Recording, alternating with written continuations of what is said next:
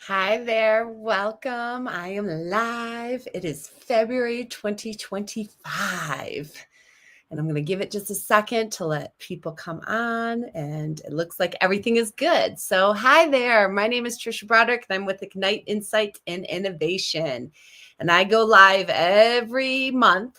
Mostly, I'm actually been kind of impressed and proud of myself that I've been fairly consistent with the first Friday of every month, where I go live on some topic that I either want to share about, rant about, talk about, whatever it might be, just to kind of put stuff out there, connect with people, and say hi and see. So as if you're listening, put comments. I can see them usually, and so it might be a little bit delayed, but I'll be able to see them, and I'll try and work them in as we're going with things. So today's topic is listening, and I don't know about you, but I am finding it harder and harder to listen right now.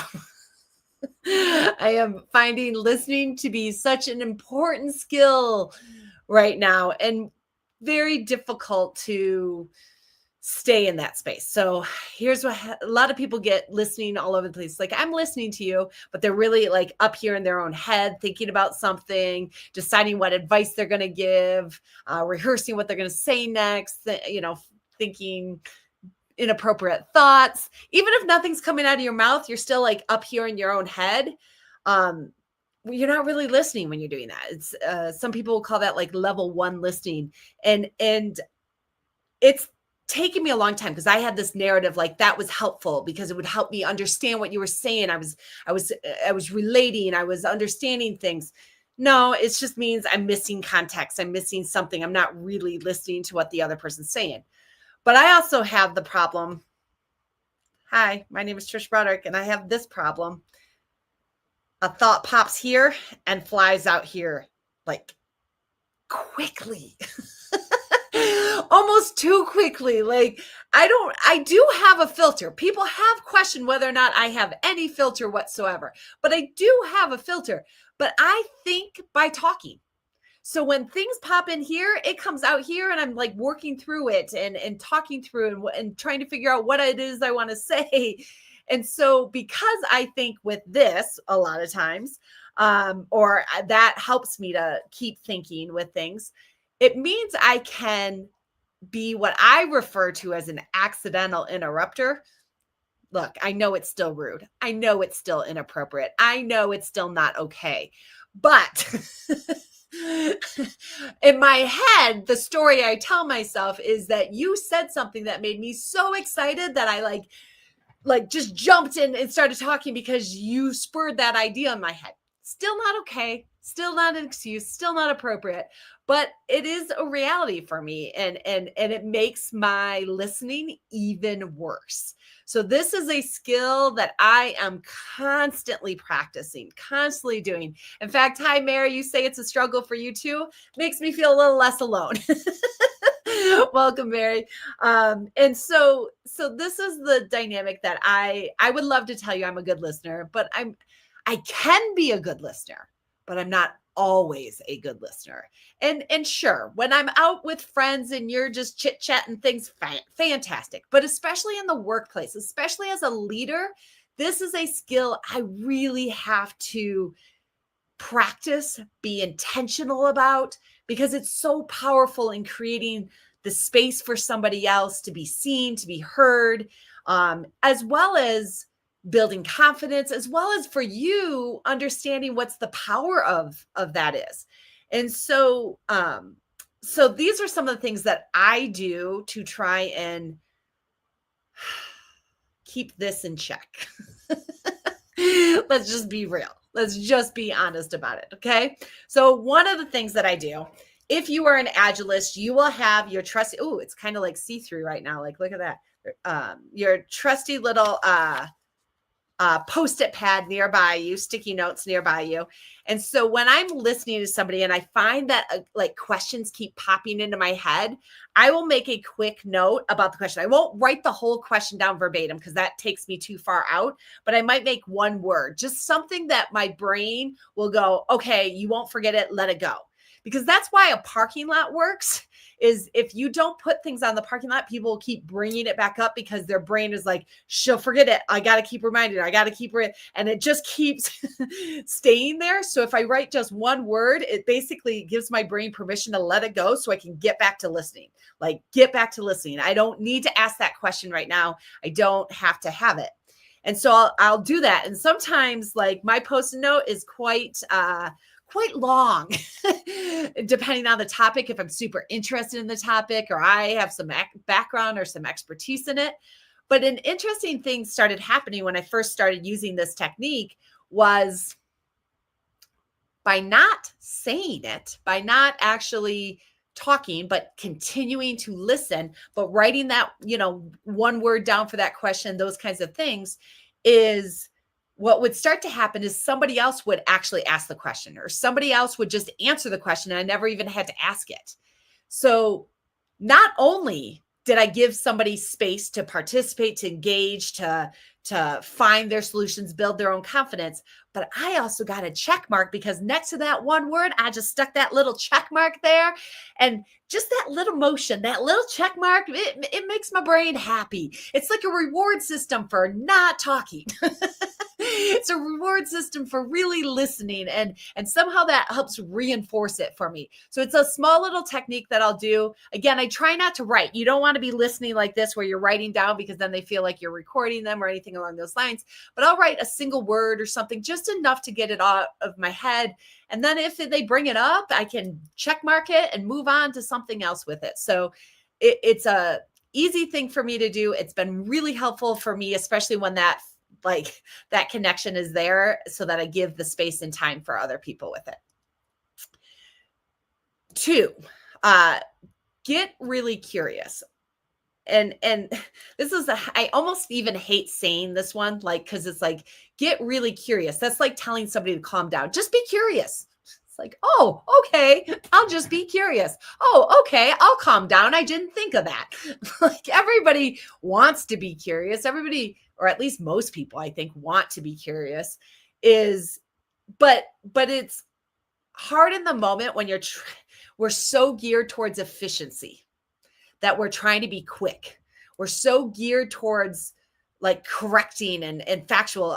Tina mentions it's hard to, when you hear something wrong, to bite your tongue in that moment versus letting them figure it out and kind of going forward, right? We're so geared. And in fact, we get taught active listening text, say yes, repeat the question back to them. Doing these kinds of things can really lead to the reality of derailing somebody's thought process, taking over control, turning it into something that you're not intending it to be. And I know I am guilty of this. Hi, my name is Trisha Broderick. I went up here in my own head. It was a good intent, right? I had good intent, but I was trying to relate. I was trying to make sure they understood I was listening. And what ended up happening was, all of a sudden I said something instead of just being curious about what they were going to say or do next. And then suddenly the conversation was all about me. Not good. It's not good. It's not helpful. So I take this now as opportunities to, every time I can listen to somebody, it's an opportunity to learn more about them, to just enjoy how their brain works, or how their thinking process works, or their journey in the discussion, and where are they going to go next. And maybe it isn't where I would go. Who cares, right? Maybe it's not as efficient as my brain would have, or maybe I already had an answer in my head, and why can't? No, I want to get curious about who they are and what they need and what their process is. Because if we're going to work together in teams, if I'm going to collaborate with people, I need to invest in people. And listening is a great way to invest. And when I started thinking about it in that way, the need to be efficient, the need to be right or correct things or instantly started to kind of slow down. Like, it wasn't, I could then go back to just make a note if I heard something that was wrong, make a note about it. Instead of just a question, make that comment, and we can always come back to it. It isn't required to fix that statement instantly, because there might be an opportunity for somebody to get there on their own.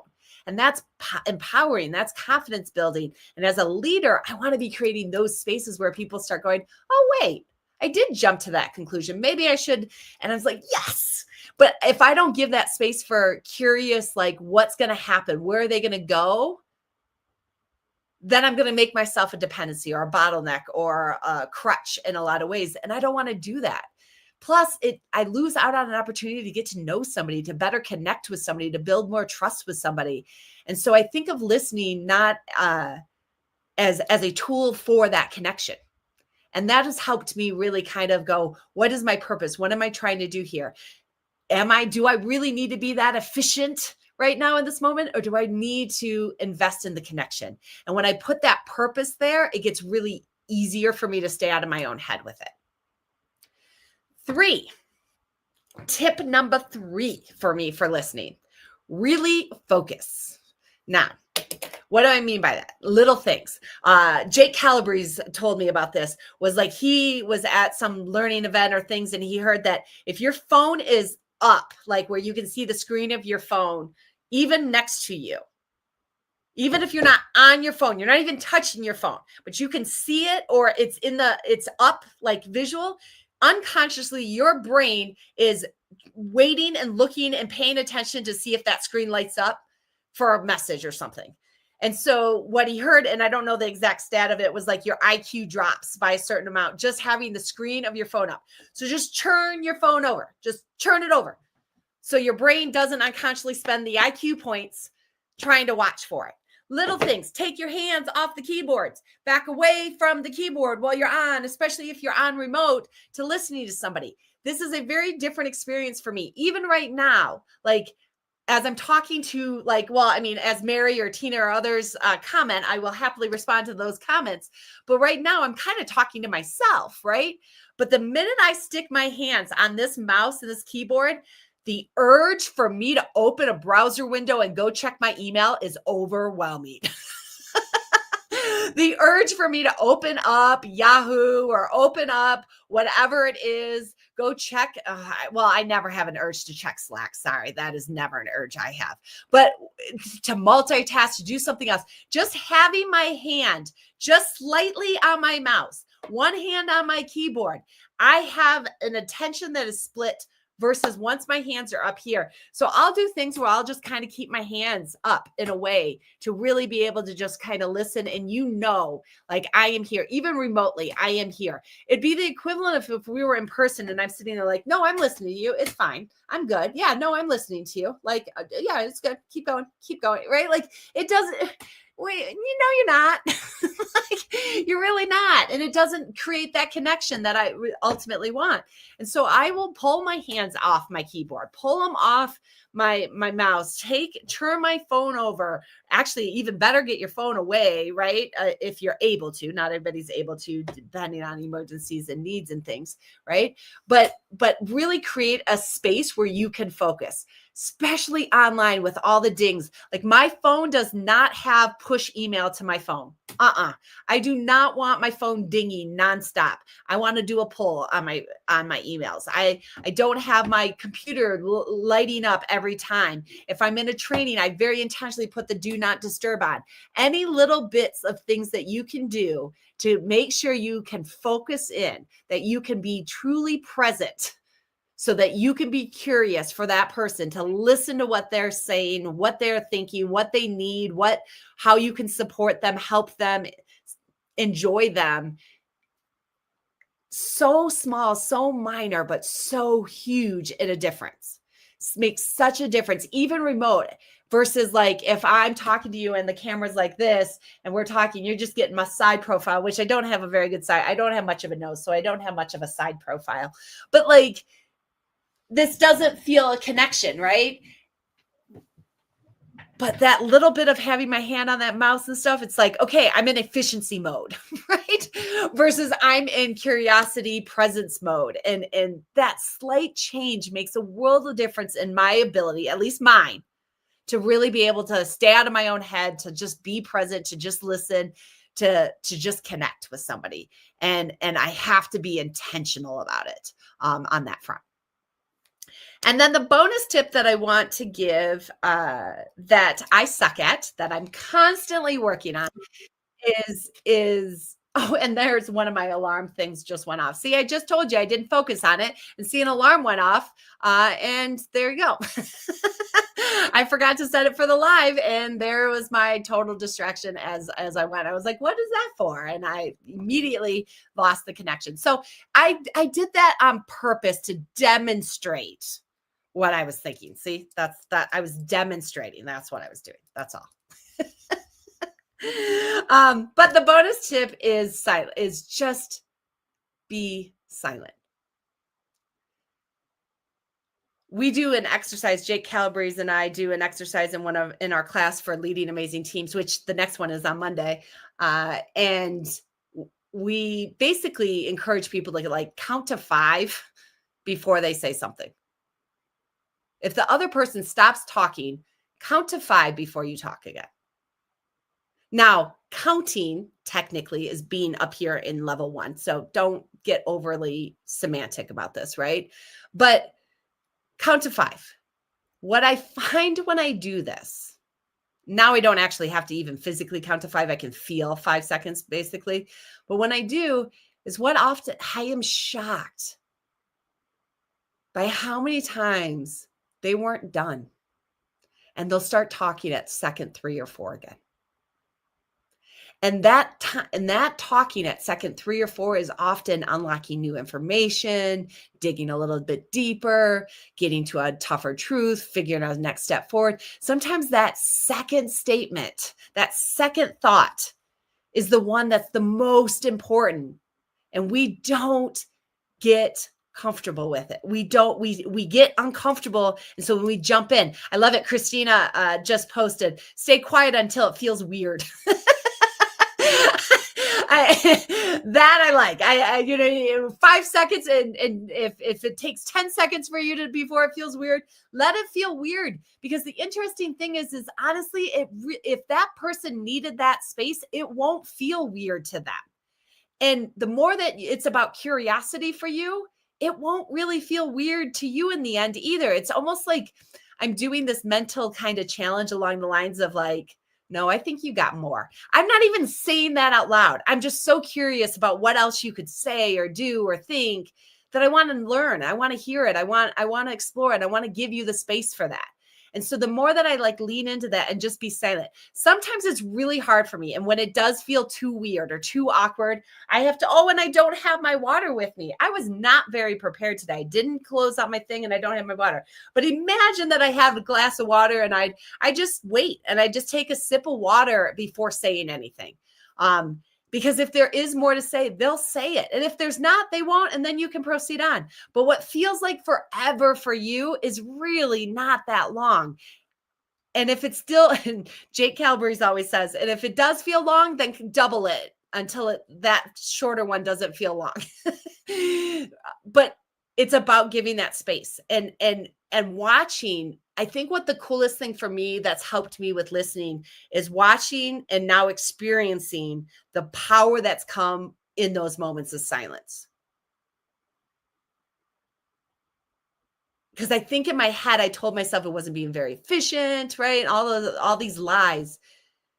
But the value that can come out of just giving somebody space, just giving them the silence, the I'm here, I'm present, I'm focused on you, I'm going to give you space. And I don't need to nod my head. I don't need to ask you a question.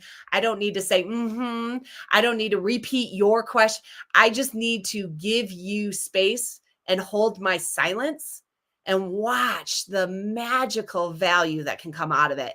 And the more that I see that value, the more that I experience it, the more that, one, I want to go back and apologize to people, but 2, the more that I really challenge myself on listening, really get into a space of like, am I listening enough? Checking myself, making notes with things, noticing my behaviors. Am I the first to speak, the third to speak, the fifth to speak, right? The sixth to speak, or am I giving enough space for people? And what does that look like? And I wish I could say that all just comes very natural to me, but it doesn't. I'm an extreme extrovert that loves to talk. It doesn't come natural for me. And so it's just something I have to work on. But the more that I see the power and the value that comes from listening, the more that I want to. And so hopefully these tips will help you, challenge you in different ways. If you have other tips to add and things, feel free to put them in the comments. I would love to hear them. I'm always looking for new techniques and new tips. Clearly this accidental interrupter always needs them with things. So what do I have coming up? I mentioned I have our next Leading Amazing Teams course. We will decide on Monday when the next virtual course is. So it will be coming up. Probably not though till Q2, maybe even Q3. So keep a lookout on that. I have several workshops coming up, little small workshops. One is an IC Agile coaching conversation credential one. And the other two, I think, are on conflict and change management. So I have those are all virtual. So the Leading Amazing Teams and the workshops are all virtual. But I have an in-person training that we are doing in Michigan at the end of February. I'm doing it in partnership with Michigan Technology Services. Please check it out. You can find the information there. If you're struggling to find it, message me on LinkedIn as you need to, or comment here and I'll get you the information. But I'm super excited. That course is going to be about growing your coaching skills. So a lot on listening. So we'll give you some practice on listening and things along those lines. So check that out. If you have any questions, let me know. I'm just so excited to be in person. So I'm hoping that we have a nice crew and I get to go back to Michigan and visit people and go home for a little bit. So that's always a positive for me. In terms of conferences, I had to write down a conference list because I've got quite a few kind of coming up. So I will be keynoting at Innovate in Virginia coming up. So check that conference out. If you're there, come see me, say hi. I will be at Star East in Florida. Again, check that out. I highly recommend it. It's actually the first time I'm going to be at Star East, but they hold the DevOps conferences and stuff. And so I'm excited about it, but it will actually be my first Star conference. So I'm very, very excited about that. And then I will be at Scan Agile. I'll be the keynote at Scan Agile in Finland. I'm so excited. I'm so happy. I have heard about this organization and this conference in particular for years. It's been on my list and I am geeked and excited about it. And then I will be at Craft in Budapest. I'm returning for the second year. And so that was a wonderful experience being with the developer community over there. And then my biggest plugs going to be for Agile Denver, clearly Mile High Agile on July 27th. You can register for that. Is open now. We're only going to do 300. It's a one-day conference on Sunday because it's going to be the lead-in event going into Agile 2025, which starts on Monday through Wednesday, and I will be at that as well. Agile Denver is partnering with Agile Alliance to do this combination element for it. And so if you have any issues trying to register for Agile Denver and or Agile Alliance, let us know. I'm excited if there's, a conference that has attributed most to my learning and my growth. It has been the Agile Alliance events. And so I continue to support and engage with them as we're going forward. So I will be at all of those. Those are just the ones going through about July. I have more coming in the fall. So hopefully if you see me at any of these events, let me know. Somebody's like, you're busy. I am busy. It is a good problem to have. I feel very lucky. But as this, community extrovert person, I enjoy getting out with people and engage with people, be challenged by people, be supported by people, and hopefully pay that forward and give that back to others as well. So until next time, I will see you in March. Have a great day.